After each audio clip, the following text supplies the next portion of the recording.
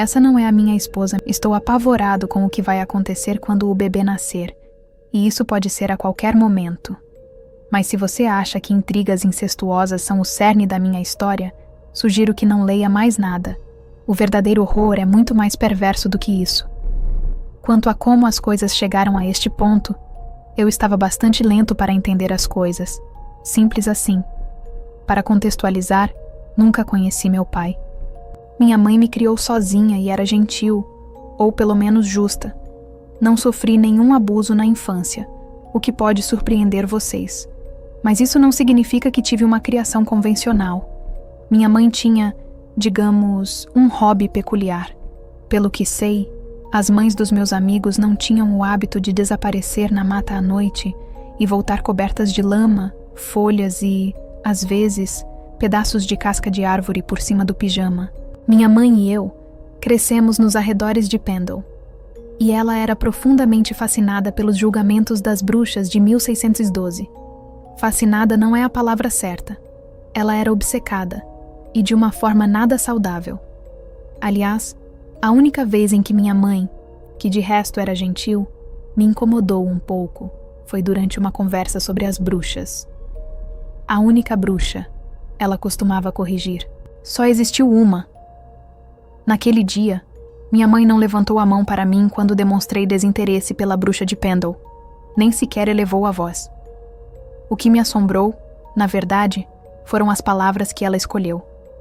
Você não está com fome o suficiente, Daniel. Ela parecia desapontada. Eu me tranquilizei pensando.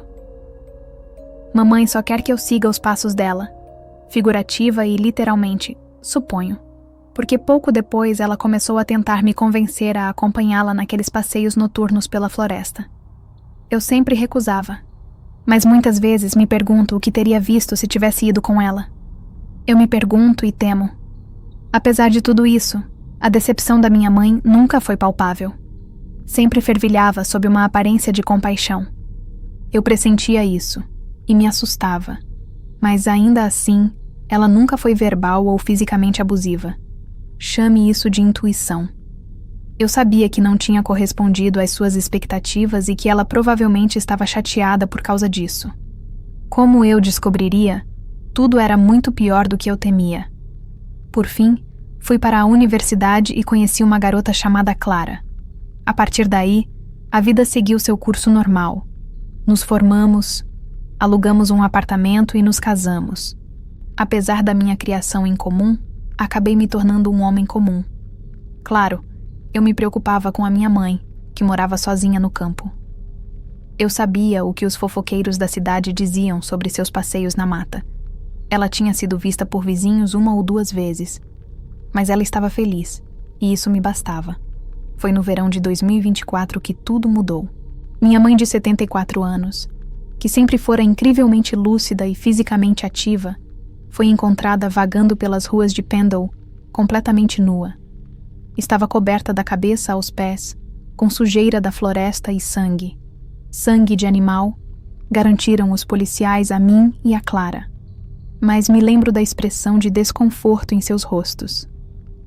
Um médico diagnosticou rapidamente minha mãe com demência. Mas ela estava perfeitamente lúcida quando a visitamos na semana passada, disse Clara. Ele assentiu com a cabeça. Bem, achamos que ela pode ter sofrido um mini AVC. Isso pode desencadear um início muito repentino de demência. Sinto muito. Minha esposa e eu tivemos muita dificuldade para nos adaptar depois disso.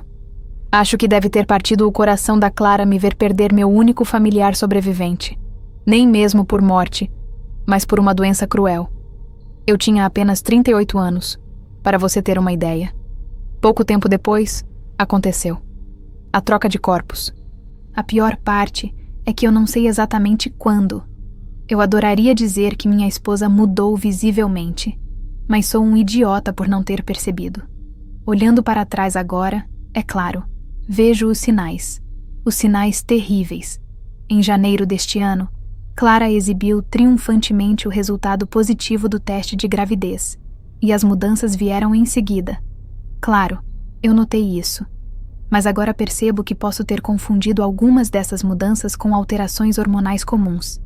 Sempre que Clara parecia diferente do normal, eu culpava a gravidez. Ignorei muitas das coisas estranhas que ela disse sobre ou para ir a nosso filho. Eu sei que ele vai ficar com muita, muita fome. Quase na hora de subir, pequenino-a. Falta pouco para você substituir o papai. Essa última frase doeu, claro, por ser dolorosa e não por me assombrar. E as outras falas? Atribuí-as à privação de sono da Clara. Deus sabe que eu também estava cansado. Todos nós dizemos e fazemos coisas estranhas quando não dormimos. E não parecia difícil imaginar que os hormônios da gravidez pudessem agravar isso. Essa explicação foi suficiente por meses. Foi ontem, durante uma visita à minha mãe no lar de idosos, que finalmente descobri a verdade. O estado dela estava se deteriorando rapidamente, e ela nem reconhecia mais a Clara ou a mim. Minha própria mãe, outrora uma mulher sábia e culta, tinha dificuldade para articular as frases mais básicas. Ela tinha dificuldade até para se lembrar de eventos ocorridos 2 minutos antes. Não ontem à noite. A noite passada foi diferente. Daniel, meus olhos devem ter brilhado com lágrimas de alegria. Era a primeira vez em cerca de 4 meses que minha mãe usava meu nome. Ela me reconheceu. Arrastei minha cadeira até a dela. Mamãe mal parecia ela mesma, 75 anos, mas aparentava ter 90. Tornozelos vermelhos e inchados, mas nem tanto quanto aquela barriga distendida, cabelos brancos caindo como folhagem de outono. E como sempre, por mais horrível que pareça, a única coisa que realmente me chamou a atenção foi sua aparência abatida. Esta noite seriam as palavras dela. Clara. Você também se lembra dela? Nossa, a Clara está em casa, mãe. Ela precisa descansar agora. Falta pouco para o bebê chegar. Mas... Ela interrompeu com um suspiro de horror, reagindo violentamente àquela revelação. Eu já havia mencionado 1000 vezes que Clara e eu estávamos esperando nosso primeiro filho, mas esta foi a primeira vez que minha mãe pareceu ter se dado conta. As lágrimas que se seguiram foram grossas e apressadas, e minha mãe, transtornada, balançou a cabeça de um lado para o outro, enquanto segurava minhas mãos com força. Daniel, sou eu. Mantive aquele sorriso condescendente e suave. Eu sei, mãe. Não, é a Clara. Ela levantou uma das mãos e apontou o polegar para si mesma. Clara. Franzi a testa. Estava bem acostumado com os delírios de quem sofre de demência. Mas este era certamente novo. Uma mulher acreditando ser esposa do próprio filho. A percepção da realidade da minha mãe estava, mais uma vez, precária. Bom enquanto durou, pensei. Talvez eu deva voltar amanhã, eu disse. Está ficando tarde, e você parece muito cansada, então... Ela apertou minha mão com força e me olhou com os olhos faiscando. 2008, Daniel. Você, eu, a lixeira atrás do salão de formatura. Você chamou aquilo de sexo da sorte, antes de pegarmos nossos diplomas e... Seus olhos se nublaram, assim como minha mente, enquanto ela tentava processar o que acabara de dizer. Quem é você, senhor? Saia do meu quarto. Mamãe se foi de novo. Não. Eu tremi. Não a mamãe. Clara. Você está louca? Foi o que pensei ao pular da cadeira. Talvez eu esteja mesmo. Mas pense bem. Ninguém mais sabe do nosso deslize no dia da formatura. A menos que a Clara tenha contado para a mamãe. Mas ela jamais faria isso. A vergonha seria insuportável para as duas. Saí da sala de costas olhando nos olhos tristes da mulher com demência. E me vi acreditando em algo horrível. Impossível. Clara estava presa naquele corpo. Ela estava sendo desconstruída pedaço por pedaço, enquanto aquele cérebro doente, no qual sua mente deslocada agora residia involuntariamente, se desligava. Neurônios eram cortados como amarras, deixando a alma de Clara como um barco afundando, à deriva naquele oceano doentio e frágil de massa cinzenta. Minha própria esposa estava presa naquele corpo em decomposição. talvez meio consciente do que estava acontecendo de tempos em tempos, e certamente aterrorizada o tempo todo.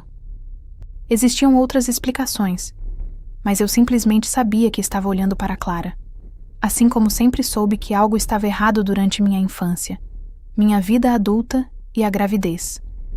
Enquanto dirigia para casa, com o ponteiro do velocímetro ultrapassando em muito o limite de velocidade, as implicações de tudo aquilo quase me fizeram bater o carro em uma das bétulas que margeavam a estrada. Será que minha mãe está no corpo da minha esposa? Quando concebemos o bebê, era a Clara ou... Eu não tinha a resposta naquela época. E não a tenho agora. Eu não quero a resposta. Mas nada disso era inverossímil, pois eu já conhecia o sobrenatural há muito tempo. Eu observava da janela do meu quarto minha mãe retornar da floresta às 2 da manhã, trazendo mais do que terra e minhocas, trazendo algo da mata, a posse de um novo conhecimento ou alguma presença sinistra, algo que não pertencia ao nosso plano dimensional. Na verdade, eu senti isso na pele, embora tenha fingido o contrário. Nunca houve nada de errado com a minha mãe. Sempre houve algo errado comigo. Finalmente aceitei isso quando entrei na garagem e olhei para a janela iluminada do andar de cima. O medo trovejou pela minha mente. Cutucou, cutucou e perfurou o interior do meu crânio. Não era apenas medo de Clara, aquela silhueta negra me observando por entre as cortinas entreabertas. Era medo da lembrança que havia retornado. Eu tinha 4 anos. Acordei com o som da minha mãe andando de um lado para o outro no corredor do andar de cima. Ela estava falando com alguém, com alguma coisa. Sempre achei que não tinha passado de um pesadelo. Quer dizer, foi um pesadelo. Nem todos os pesadelos são sonhos, suponho. O menino não é o que você prometeu, ancião. Ele não está com fome, mesmo eu tendo feito tudo certo. Algo foi sussurrado de volta para minha mãe, tão imperceptível que eu não consegui ouvir. O quê? Não.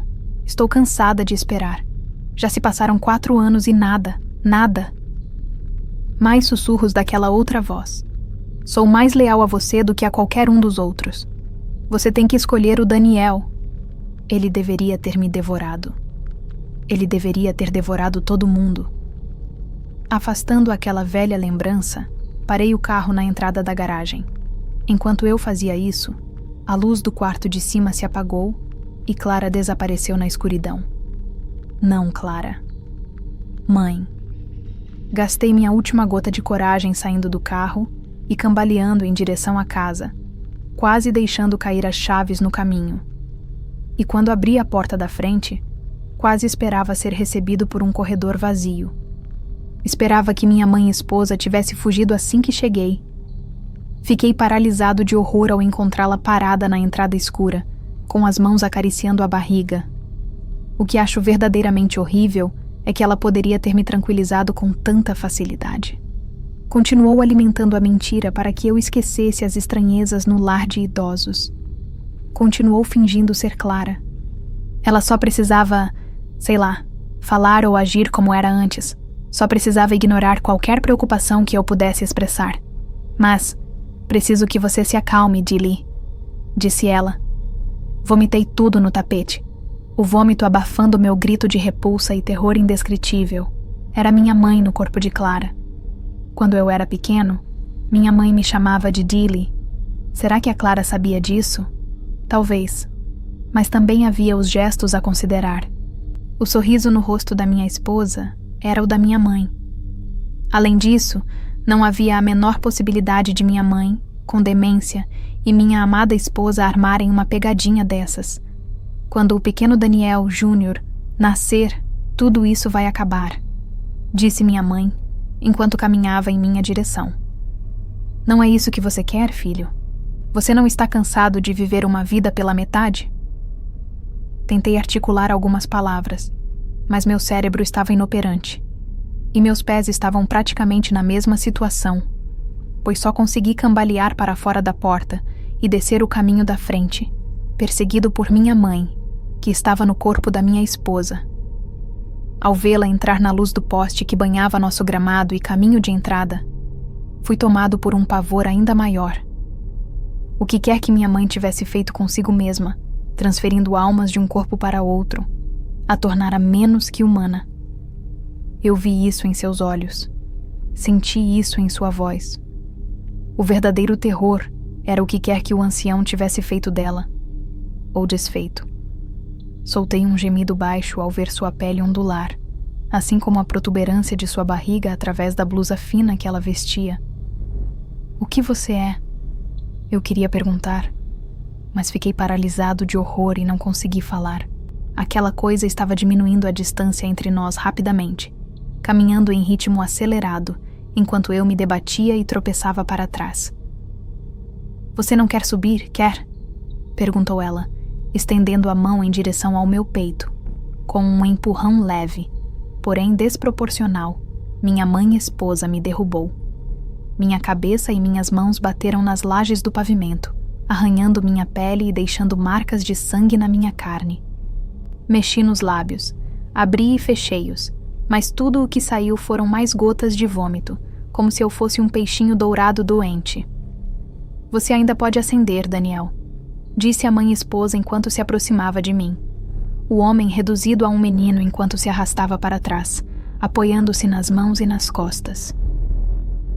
Tudo o que você precisa fazer é me consumir.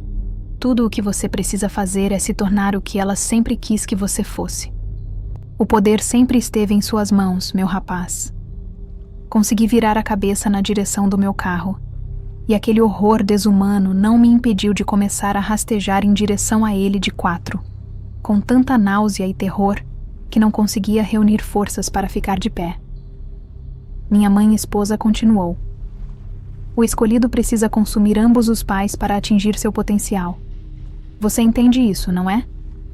Nosso pequeno Daniel Júnior vai nos devorar, e depois o mundo. Apertei o botão de destravamento na chave do carro. Passei os dedos pela maçaneta da porta e finalmente consegui me endireitar, bem a tempo de sentir o grito preso na garganta. No reflexo da janela lateral, vi que minha mãe esposa havia aparecido silenciosamente bem atrás de mim.